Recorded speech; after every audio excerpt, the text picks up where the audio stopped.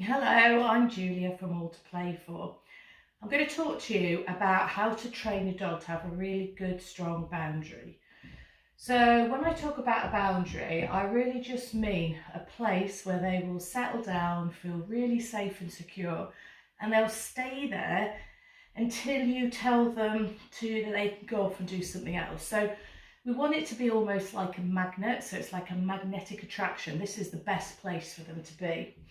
Now I tend to use a raised bed like this. The reason I use this for training a boundary is because it's off the floor and it's high up.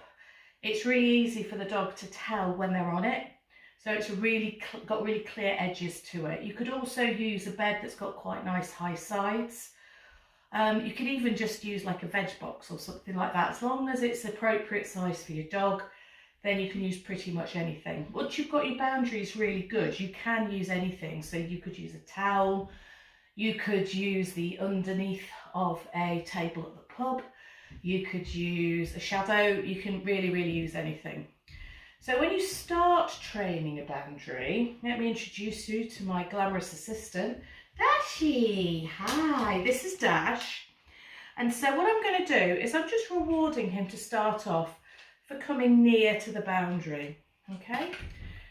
And I'm going to wait. If he touches it, or even if he gets on it like that, I'm going to reward him for that. And notice when he gets onto the bed, I'm rewarding the bed rather than the dog to his mouth. And that's because I want to really increase the value of the bed rather than the value of me at this stage. So when you start, I would probably be using, 50% or more of their daily food allowance, just feeding the bed to make it such an amazing place to be. And this stage, you're going to want to be spending, a few days, even a couple of weeks, just building up that value. Once you've got a bit of value there, you can start looking at a release cue. So the release cue that I use is BREAK.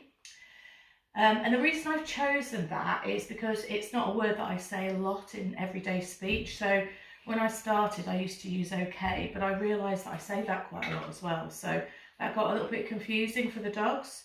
So to teach the dogs their release cue, you say the word, pause, and then throw a treat off the boundary. So, break. And he goes off and gets the treat. Now what I'm looking for is exactly that, for him to come straight back onto the boundary. And that gives me some really useful information that I've got quite a lot of value and he's got a lot of value built up in coming back to the boundary. He knows it's a really good place to be. If your dog doesn't get back onto the boundary like that, don't worry about it. It just means that you need to spend a bit more time building up value in that boundary. Break. Good boy, that one just went a bit under the sofa. Poor Dash. Should we do it again, buddy? Break. Yeah, he's like, that was a bit better, Mum, you did better.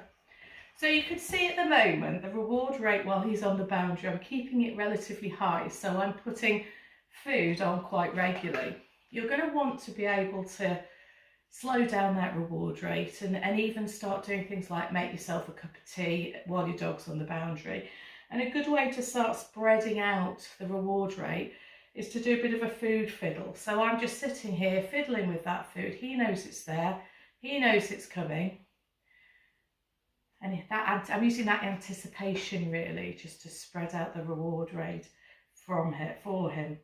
So that's where I'd start, and I really wouldn't put a cue to get onto the bed too soon.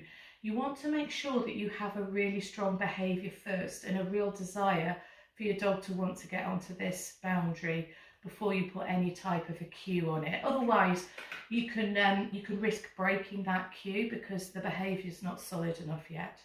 So that's how you start training a boundary. There is a lot more to it. You can go an awful lot further with it.